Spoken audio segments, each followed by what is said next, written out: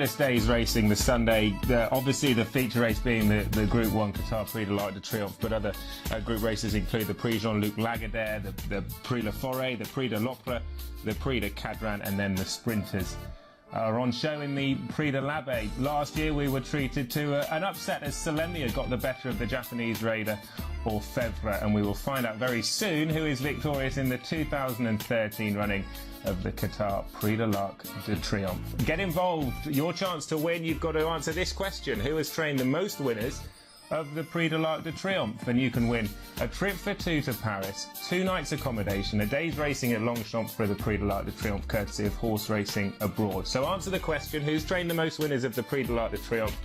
That Tregonic horse is a good horse. He was withdrawn from a race at Salisbury when I was there a while ago, but he's a horse to look out for. Yeah, so the obvious favourite, this is the second favourite, Needless Shouting, who's had a few goes now. He has, yeah, he's had 5 starts, hasn't he? And he's achieved a standard that's not usually good enough to win this race, so he's got some improving to do. Looking at his runs, he's not run on a soft ground at all yet. No. That gives him some potential to do better. He's the type of pedigree you'd associate with this surface, but that might not be his biggest problem. At this stage of his career, he's got a lot of improving to do on what he did first time. Another horse who's maybe in a shade deep, but she's only run twice. Yeah, getting weight off the guys in the race is this filly by Multiplex, Dark Crystal. She's had 1 run at Warwick on 5 of them. She's got a tongue tie on for the first time on her second start. Yeah, Marco Botti tries that. Presumably that was down to some report from this filly's first run. When she was 6th at Lingfield in a modest enough race. So again, another horse with a fair amount to prove. Thatcherine is number 8.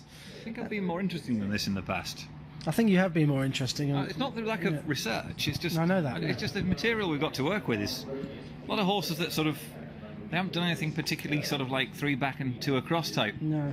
Okay. Yeah. Do you know what I mean? Beaten 10 lengths, Thatcherine. She doesn't look half bad physically in the paddock, so that's something for a jockey. That's my thinking, yeah? Yes. Too promising a young lad to fall for anything this time. I think he's pretty good. He is, Thomas Brown. He is, and I think when we look at the jockeys here, there's some decent riders against him.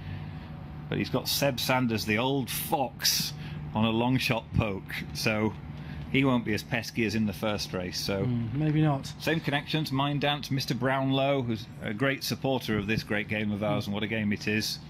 What price would you back Mime Dance at? What price I'd back it at? Go on. I'd back it at... Then we'll look at the prices with all right. I'd back it at 11 to 8. My 8 to win their 11. Here we go. See what price it is. So he's gone, the prize. Needless Shouting's 11 to 4. Presidente's 6s out to 7s. After initial support, that could just be the money coming in from Mime Dance and sort of market forces, and the money for Nova Princess. There was a bit of a nibble for Thatcherine, 16s into 14s, back out to 16. So there's plenty of money around for quite a few of them, including Mime Dance. I think Thomas Brown was just on the slower horse in the first race, personally. Alex, I'll relay that to James, get his thoughts on that. Reasoned argument was that the Seb Sanders stole the length in a slower on that, and by and large at Epsom in a small field, statistics say that the impact value of front runners is...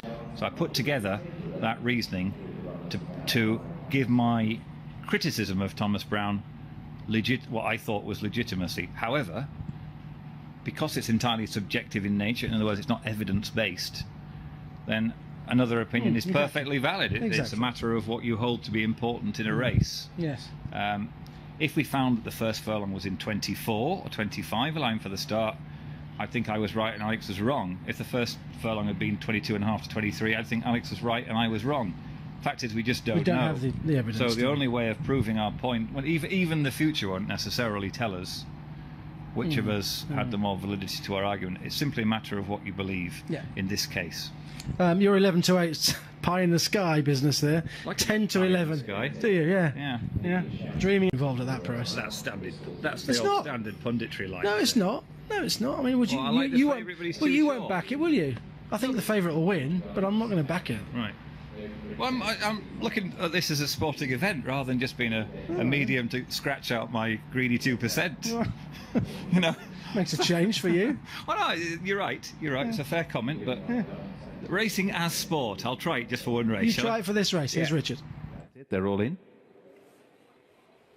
And they're off. Presidente a little slow with Camely Dawn, but at best was Needless Shouting, who